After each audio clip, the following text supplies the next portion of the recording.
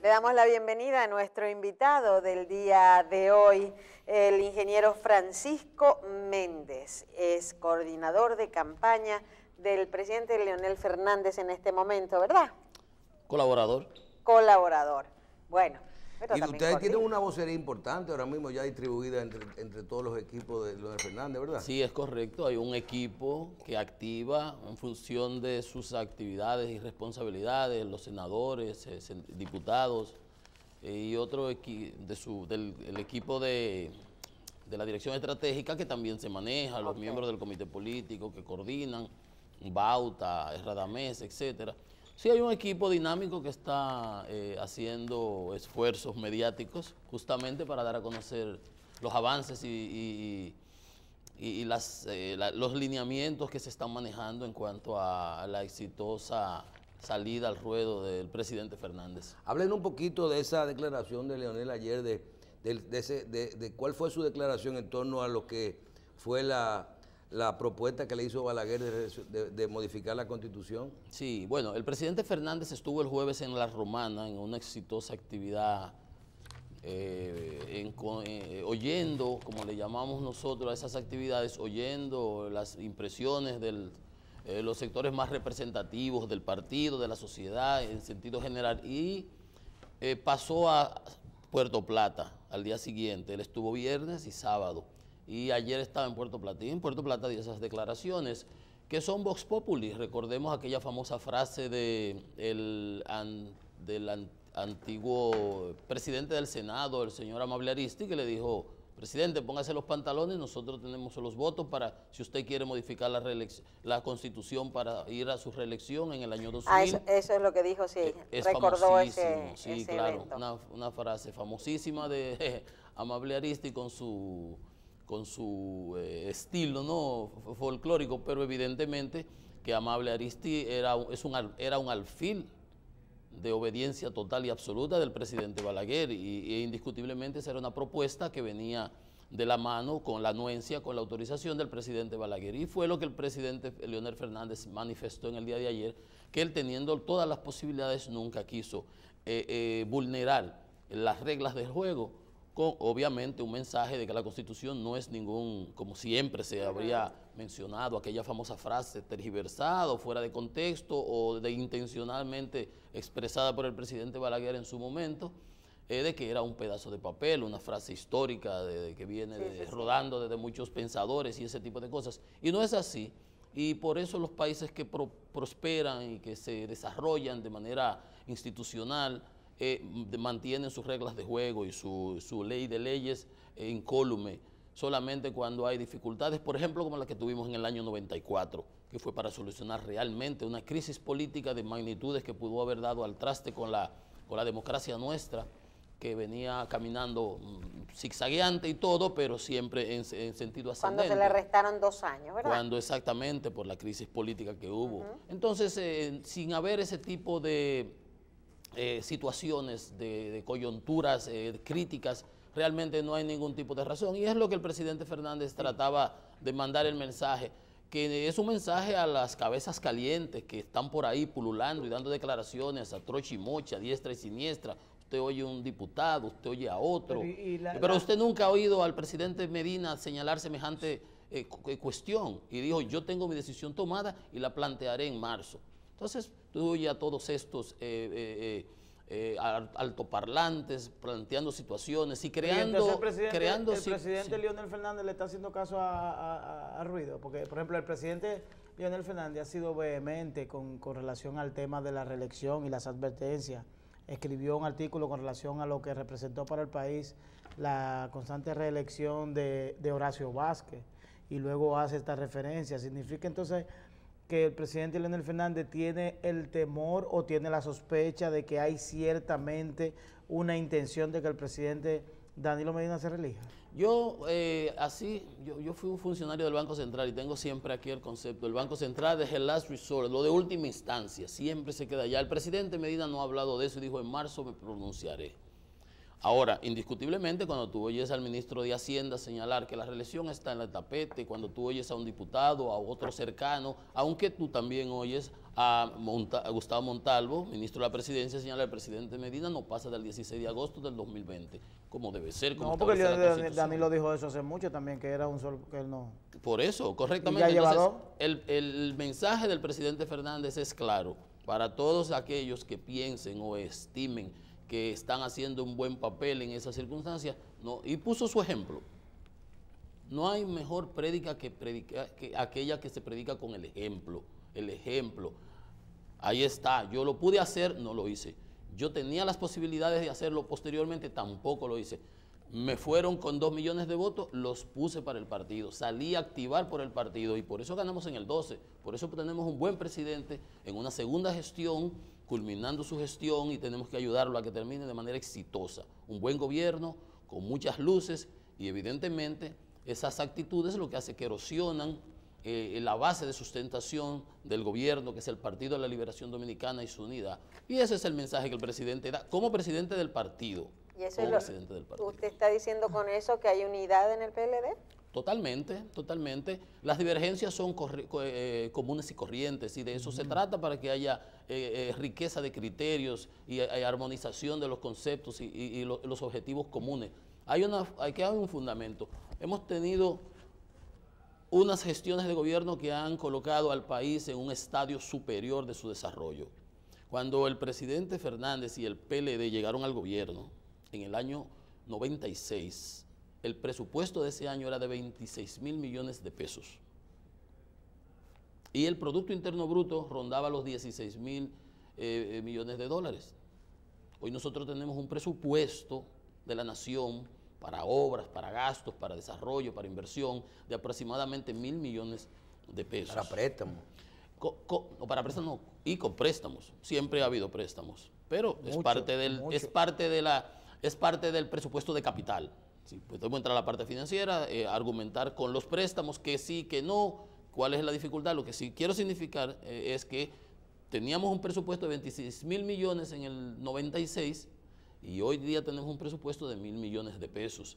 Y teníamos un Producto Interno Bruto en el 96 de 16.000 millones y hoy estamos sobre los 80.000 millones de dólares. O sea, el ingreso per cápita de la República Dominicana se ha elevado sustancial, de manera importantísima. Nosotros somos un país muy diferente.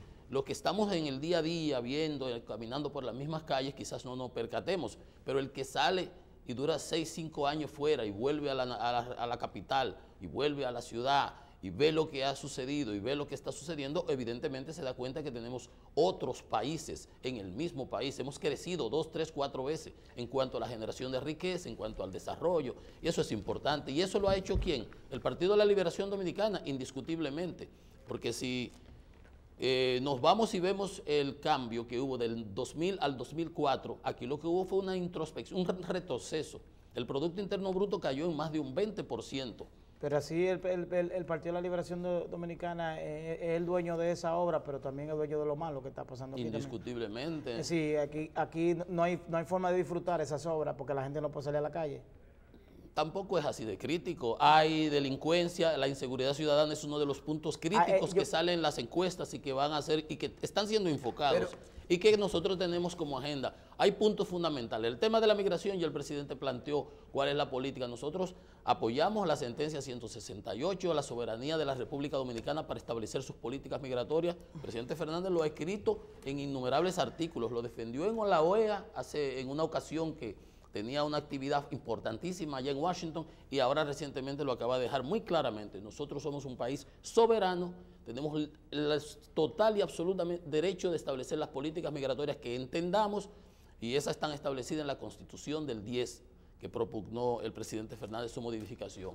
O sea, sabemos lo de la inseguridad ciudadana y hay otros problemas más que tienen que ser abordados de manera más eficiente y más eficaz. Y estamos de acuerdo. No se puede tapar el sol con un dedo. Cuando Leonel Fernández, con tiempo, anuncia su equipo de voceros y de coordinadores para estas elecciones, y ahora vemos ya que se aboca el PLD a unas elecciones primarias abiertas, correcto, con un proceso de recolección de firmas para lo que sería la candidatura de Leonel Fernández, pero no hay que hacer un padrón porque vamos para unas elecciones abiertas en lo interno del Partido de la Liberación Dominicana. Esos coordinadores y voceros del partido, de Leonel Fernández, en este momento están por áreas, por zonas o por la labor que desempeñaron, por su conocimiento que tienen en determinadas áreas. Me explico. Hay que hacer propuestas y ahora mismo ustedes le están hablando a todo el que va a votar por el PLD, pero puede ser cualquier dominicano en unas elecciones abiertas. Correcto. Usted que es de los dominicanos con mucho conocimiento en el área eléctrica de República Dominicana, todo lo que tiene que ver refinería, creo que el consejo de la CDE y todas estas áreas. Háblenos un poquito de cómo usted visualiza la forma que el gobierno ha enfocado resolver total o parcialmente el problema eléctrico, disminución de las pérdidas, contratación, cambio de la matriz, contratación de plantas como Punta Catalina para la inversión y viendo lo que está pasando hoy, que usted que manejó refinería también, el problema internacional de los combustibles con estos impuestos que nos afectan a todos, pero que cuando yo veo el presupuesto veo que hay 50.000 millones de lo que es el impuesto a los combustibles. Sí, bueno, tu pregunta, bueno, unas cosas son los voceros, que hacemos algún tipo de actividad mediática, y los coordinadores. Los coordinadores que están trabajando para la candidatura del presidente Fernández, que tienen asignadas las provincias, lo son en función de sus experiencias políticas y de su buena imagen pública que tienen. Están para todas las provincias del país. Y para todas las áreas, o sea, áreas en economía. No, los coordinadores que están dirigiendo los trabajos de recolección de los formularios, de las inscripciones de las personas con adherencia. Que no necesariamente son del PLD, según dijeron. Sí, nosotros estamos trabajando, por ejemplo, el presidente Fernández estaba ayer en Puerto Plata y en todo el país se estaban haciendo esfuerzos concentrados donde los coordinadores de cada una de esas provincias, Higüey, Romana, San Pedro, San Cristóbal, con todos sus municipios, Peravia, San Juan, La Vega, todos estaban haciendo los esfuerzos concentrados, recopilando, llenando formularios con personas interesadas en apoyar, con simpatizantes de la candidatura del presidente Fernández. Esos son los coordinadores que están a nivel nacional, que son los 1.500.000 dominicanos que van a ser presentados en la Arena del Cibao este próximo 9 de diciembre. Esa es la actividad que tenemos ahí puntual, que el presidente había prometido, que va a ser la presentación de los 1.5 millones de dominicanos inscritos, contemplados en nuestro archivo, con todas sus informaciones, que son simpatizantes actuales de la candidatura del presidente Fernández. Entonces, los voceros hacemos un sinnúmero de actividades mediáticas. En algún caso particular, a mí por lo general me toca hablar un poco de lo que uno más o menos se ha dedicado, la parte energética, y ciertamente nosotros tenemos que plantear posiciones en muchos aspectos de la vida nacional. Les señalaba justamente el tema migratorio, indiscutiblemente, hay una posición clara y coherente del presidente Fernández que la ha venido planteando desde hacía tiempo. El tema de la seguridad, hay que darle respuestas concretas y puntuales a esas expectativas que tiene la población. Y con relación al tema, asimismo en salud, el presidente acaba de juramentar un equipo en el área de salud con centenares de médicos que apoyan la propuesta, en donde se van a hacer un resumen, una extracción de las soluciones que se plantearán en una nueva gestión reivindicativa, como yo acostumbro a llamar, del presidente Fernández en el 2020. Entonces, en el área energética, indiscutiblemente que nosotros tenemos todavía muchas falencias y temas pendientes.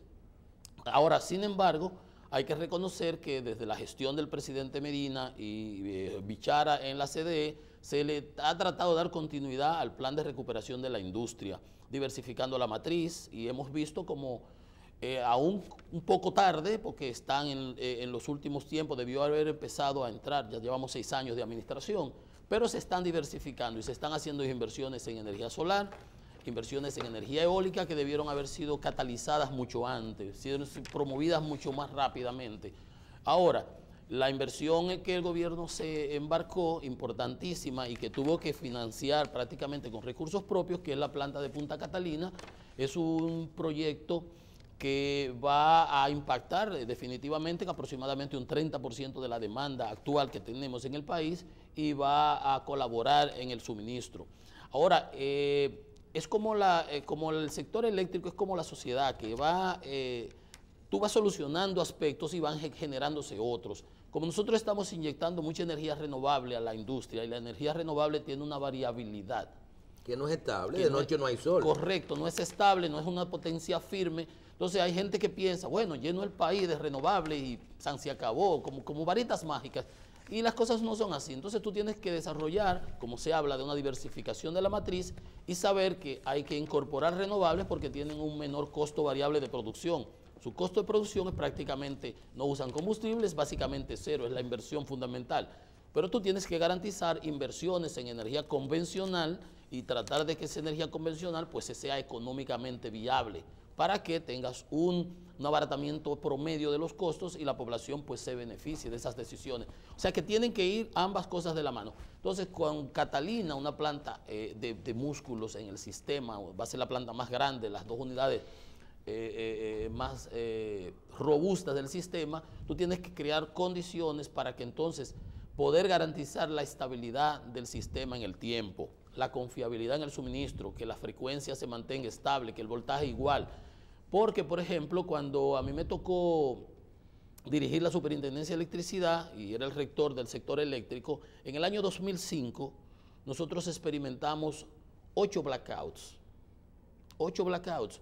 Por diversas razones, una era por el aspecto de generación, otra era deficiencias en la línea de transmisión y otra era incoordinación con la distribuidora para hacer lo que se llama load shedding, sacar los circuitos que necesitan de protección urgente inmediatamente cuando cae el voltaje o cuando la frecuencia varía. Entonces, ese tipo de situaciones las pongo así de soslayo para que se entienda que siempre hay que hacer inversiones permanentes y constantes. No es que ya yo hice, esto no es un evento. Inclusive se decía que cuando se terminara Punta Catalina ya no iba a ser suficiente, es correcto, que iba a haber un déficit. Entonces, y no es solamente que hay una necesidad adicional de energía permanente y de inversiones en la transmisión para garantizar esa estabilidad y esa confiabilidad, que obviamente tiene un dinero, cuesta un dinero, y si tú quieres mayor confiabilidad de 96 a 98%, tienes que tener plantas paradas ahí para si tienes un problema, y eso hay que pagarlo. ¿Y quién lo paga? Lo paga la sociedad porque es que se beneficia de todo ello. Las inversiones en transmisión, las inversiones en distribución para disminuir las pérdidas, como tú señalabas, que ese es un tema pendiente, que pasa de la mano. Ahí se cogieron 1.000 millones para eso. Acaba de decir el BID que hay 400 millones sí. y de la República Popular China aparentemente hay un financiamiento de 600 millones que también van a la parte de, bueno, en uno parece que es en hardware, que es inversiones en líneas, acometidas, medidores y ese tipo de cosas. No está explicado, pero supongo que las autoridades darán las correspondientes explicaciones. Y esa inversión. En el otro, en el del BID, lo que salió en la prensa y lo que me informé, hablaba como que también era mucho de administración y ese tipo de cosas, quizás software y aquel tipo de situaciones. Lo importante es que se entienda que hay que hacer inversiones tanto en distribución, en generación, como en transmisión, para que el sistema pueda manejarse de una manera estable. O sea, no es, como decía, no es un evento, esto es un proceso, y como vas adicionando energía, necesitas hacer inversiones en la transmisión para que el sistema pues se mantenga de manera estable. Y esas son experiencias que se han vivido en otros segmentos. Si queremos más energía renovable... O sea que un gobierno de Leonel Fernández, con su propuesta, ¿se le daría continuidad a todo esto? Indiscutiblemente, en otro nivel, un nivel porque es que todo va generando nuevas expectativas. Ya las soluciones que hay que dar con Catalina operando y con unos 900 megavatios en energía renovable en el sistema tienen otro cariz, tienen otro matiz. Entonces, esas son soluciones que hay que irlas dando con un plan de expansión. Se sabe, hay que tener plantas para operación en negro, para arranque en negro cuando haya un blackout, que la zona del este la tenga, que se mantenga la estabilidad del sistema, hacer inversiones diseminadas en el país, pero con ese concepto. Tenemos que hacer inversiones en renovables, pero las inversiones en renovables indiscutiblemente que traen de la mano atado el hecho de que hay que hacer inversiones en convencionales. Ahora, las convencionales que vamos a desplazar, los motores que operan con búnker, deben ser entonces inversiones que se desplacen con plantas en ciclos combinados de gas natural que tengan un costo abaratado, porque si no vamos a vivir siempre en la misma situación. Entonces es un proyecto, es un proceso de inversiones racionales, de optimizaciones de costos y de operación. Entonces nosotros obviamente en su momento plantearemos las soluciones que tenemos en mente con relación tanto a la industria eléctrica, que debe ser continuidad, porque eso es lo malo. Ciertamente, a la voluntad política que ha existido en esta administración le ha dado continuidad a muchos de los planes que se venían ejecutando. Quizás la situación ha estado en la discontinuidad de algunos y en la velocidad con que, o la prelación, o la importancia que se le ha dado a algunos en comparación con el esquema que usted plantea es un esquema de continuidad. Correcto. De continuidad de Y gobierno. si lográramos Entonces, continuidad en el gobierno sería maravilloso, ¿no? Pero hay una pregunta que se hace en la población. ¿Qué pudiera tener de novedoso un gobierno, un nuevo gobierno de Leonel Fernández? ¿Qué de novedad? ¿Qué trae Leonel Fernández que no me haya dado antes? Bueno, si hay un político actualizado en la República Dominicana, actualizado, de vanguardia, es Leonel Fernández. Sí, una cosa es actualización, esta cosa es aplicación. Pero por Dios, si las teorías no están claras, mucho menos la práctica. Actualizado, de vanguardia, con contacto permanente con las mayores y mejores universidades del mundo, tanto para el think tank, que es la Fundación Global, como para todas las actividades de colaboración, con MESID, con todo. El presidente Fernández es un hombre que tiene una claridad de visión y está en contacto con los mayores y mayores estadistas del mundo. Actualmente se encuentra en eventos, se encuentra en actividades y con los expresidentes y está al corriente de todo lo que está sucediendo y todos los avances que se requieren. Y con relación a la República Dominicana, tiene muy claramente definida. Porque esa actualización de Leonel no es nueva, es vieja. Leonel no. siempre ha estado actualizado. Siempre. Un hombre de vanguardia. Sí, Leonel siempre ha estado actualizado y tenemos el mismo Indotel, tenemos el mismo MESI, tenemos el mismo Ministerio de Educación, siendo Leonel presidente y estando actualizado. Entonces yo entiendo que Leonel debe tener una oferta distinta, es decir, novedosa, algo nuevo que él entienda que su República 2000, ¿cómo es?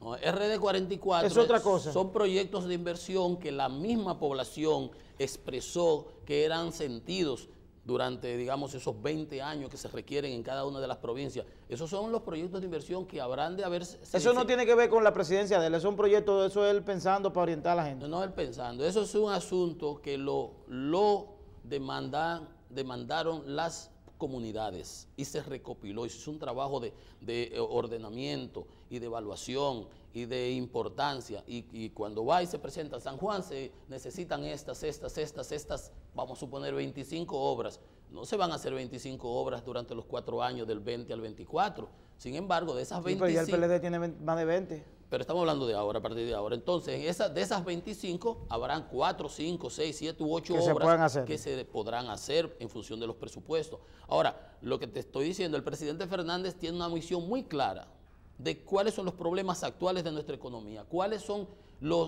el camino que tenemos que seguir, cuál es el camino internacional que las naciones que se han estado desarrollando están siguiendo. Y todo eso lo presentaremos. Ahora, tú no haces nada de eso en el aire, en el vacío. Nosotros te estamos diciendo, el presidente está yendo a las comunidades y oyendo. Cuando nosotros fuimos a Valverde Mau y nos reunimos con los productores agrícolas de arroz y nos dieron sus problemas y nos plantearon sus problemas, sus realidades, nosotros tenemos que darle una respuesta a eso, pero puntual en función de su realidad, qué tenemos que hacer para ayudarlo con el TLC, con el mercadeo internacional, su producción, qué le está afectando los costos, dónde el gobierno puede aportar, dónde los puede apuntalar. Entonces todo eso habrá que hacerlo no solamente en el sector agrícola, en el sector industrial, en el sector turismo, en el sector transporte, en el sector energía, en el sector eléctrico. Todo eso es un paquete. Y evidentemente, ¿quién más? Nosotros recibimos a este país en el 2004 totalmente en bancarrota. ¿En el 2004? 2004, cuando nos lo entregó Hipólito Mejía. Sí, se acabó todo. En bancarrota. Lo que Leonel dejó en el 2000 se lo llevan. No, en bancarrota. Nosotros tuvimos que negociar con el Club de París. Pero lo mismo dijo Danilo. Que ¿Qué le dijo entregó que Danilo? Si nosotros Danilo dijo que le entregaron un maletín de factura, Pero, de recibo. pero eso es un... Y si usted va a su casa, si usted sale de viaje, y cuando usted llega a su casa, la esposa suya lo que le guarda un maletín de factura, significa que la mujer gastó todo. No, pero entonces tú vas a encontrar en la casa un microondas, una nevera Ah. nueva. Exactamente. ¿Quieres que te diga yo sobre esa factura? De esa factura me tocaron a mí 6.000 millones. Ay, Que usted dejó ahí. Sí, en refinería. Yo financié refinería, perdón, ahora voy yo contigo. Yo financié el Plan Nacional de Asfaltado. 4.000 millones de pesos para asfaltar y pavimentar todo el país. Hubo 2.000 millones más que fue para no incrementar los combustibles. ¿Usted tuvo refinería? Tú sabes cómo decía Danilo Medina cuando subíamos perdón, Sí, tú sabes cómo decía Danilo cuando subíamos en los combustibles los viernes. Estoy en un palo encebado, gano 2 puntos y cuando suben la gasolina bajo 3. Nosotros lo financiamos, no se volvió a tocar la gasolina con recursos Es propios. una facturita, Danilo, que usted le está mandando. No, yo te estoy explicando en qué consistió ese déficit. Una pregunta. Entonces, déficit déficit no es bancarrota. Ingeniero, diferente. vamos a ver cómo en la parte final nosotros podemos tal vez dejar una idea clara de lo que sería la propuesta del sector de Leonel Fernández hacia el 2020 en esta parte. Le pregunté, por no decirle, ¿eliminarían ustedes el impuesto a los hidrocarburos? Esa es la pregunta que yo iba a hacer. ¿En ese gobierno o mantendrían el esquema actual para tratar de financiar el sector eléctrico? O buscar otras fuentes. Por otro lado, se ha discutido bastante el tema de, como que a veces la gente no quiere escuchar, el tema de la fórmula con que se calculan estos impuestos y esos aumentos toda la semana.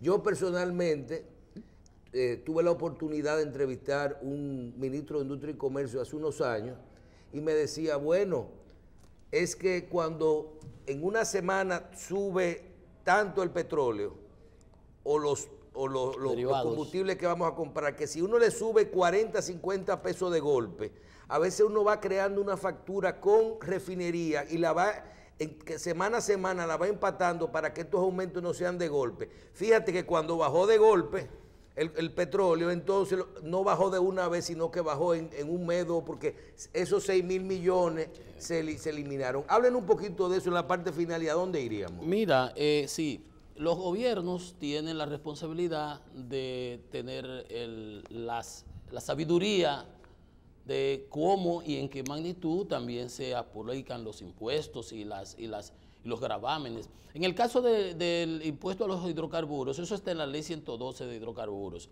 Y el impuesto es tan importante porque se destina al pago de la deuda externa. El servicio de la deuda se cubre con esos recursos que provienen de los impuestos a los combustibles. Entonces, ahí el gobierno y los gobiernos están atados de manos porque indiscutiblemente mientras más se incremente la deuda, más sube el servicio. Nosotros tenemos una importantísima porción del presupuesto que está destinada al pago de la deuda. Entonces, yo pienso que la solución a eso pudiera ser, bueno, nosotros tenemos que tomar con más seriedad el aspecto del endeudamiento y la deuda. Me lo señalaba ahorita. Porque tú no puedes ahora decir que no vas a pagar la deuda. Y si lo que tienes son los recursos de los hidrocarburos especializados para el pago de la deuda, sería populista y demagógico decir que no, que lo vamos a quitar. Para después no ahora, quitarlo. lo que debes es tú tratar de moderar los flujos netos del stock de deuda y el servicio de la misma y tener entonces una calidad del gasto o una reapropiación de recursos para tú no tener que seguir incrementando de manera creciente la deuda de su servicio, porque evidentemente entonces no te van a alcanzar y nunca vas a poder tocar la parte de los hidrocarburos. Entonces, por suerte, en los actuales momentos el precio internacional de los combustibles ha caído de manera sustancial y eso le ha permitido un respiro al gobierno, que le permitió un respiro en el área eléctrica por parte del subsidio. El subsidio que el gobierno tenía... Lo usó para Catalina. Y lo usó para financiamiento de Catalina, que es algo por lo menos que salió, gracias a Dios, que pudo haberse hecho. Porque imagínate tú que entonces hubiéramos tenido el subsidio de los 1.200 millones y no hubiéramos tenido el financiamiento externo, no se hubiera podido financiar Catalina tampoco. Al menos vamos a tener la planta. Entonces, yo lo que creo que tenemos que darle un tratamiento mucho más ecuánime, mucho más racional al tema de la deuda.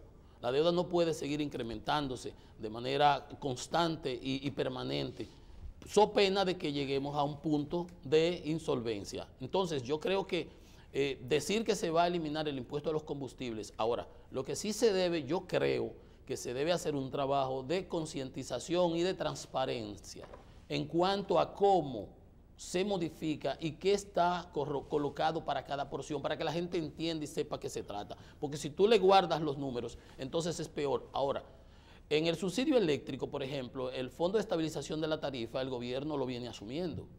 Y es lo que yo te señalaba ahorita. Con el caso de los combustibles, durante el 2012, nosotros asumimos todos los incrementos de precio que hubo de los combustibles, lo asumió la refinería, no generando déficit, sino asumiendo un compromiso de luego con los dividendos que tenía yo que pagarle al Estado, pues lo descontamos porque eran costos que yo tenía, alguien tenía que pagármelo, igual que como el petróleo, el asfalto que le vendía a OISOE, al Ministerio de Obras Públicas, se ahorró un dinero, yo nada más le ganaba casi un 10%, cuando yo pagaba 90 centavos por galón, por contratos por otro lado. O sea, que hubo un buen negocio en donde el Estado se pudo involucrar. O sea, yo creo que hay otras decisiones y otras salidas de política y de infraestructura e inversiones que pueden ayudar a abaratar los costos en la República Dominicana.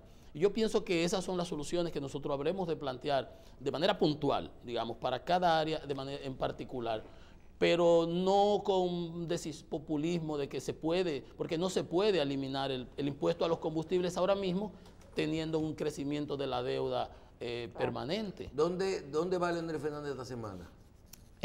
Mañana está en La Vega, tiene una tremenda actividad en La Vega, el coordinador de campaña en la zona de La Vega ya tiene todo seteado, todo montado, entonces estuvo en Romana, ayer en Puerto Plata y mañana martes. Ya arrancó todos los días. Y el día 9 tenemos una actividad en la Arena del Cibao, en la gran Arena del Cibao. ¿La actividad es su proclamación oficial? No, para nada. Nosotros vamos a presentar 1.501.000 será, porque a lo mejor aparece uno nuevo ahí. Pero ya en ese momento el corte se va a presentar el 1.500.000 dominicanos adheridos, inscritos en la plataforma de control que está apoyando la candidatura del presidente Leonel Fernández. Eso es el 9 en Santiago.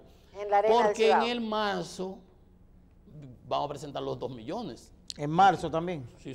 Claro, porque en marzo... Pero de aquí a marzo nosotros nos pasamos de 2 millones. Marzo muy esperado. Digo yo, porque marzo es la fecha de Danilo también. Marzo muy esperado. Pero pueden hacer las dos cosas juntas. El 8 de marzo es el Día Internacional de la Mujer, a lo mejor lo hacemos el 8 de marzo y vengan todas. Pero digo yo que se pueden la hacer... respuesta de Danilo y los 2 millones pero se de pueden hacer firmas. las dos cosas juntas. No, porque lo de nosotros es un proceso, es de nuevo, esto no es un evento. Nosotros presentamos el 1.000.000 en el Palacio de los Deportes. Ahora vamos por 1.500.000, ahora como prometido en Santiago. Y entonces los 2 millones, yo la verdad que no sé dónde será que lo presentaremos, pero hay que buscar un espacio mucho más grande. Bueno. Y contando. Ya ustedes saben. Bueno.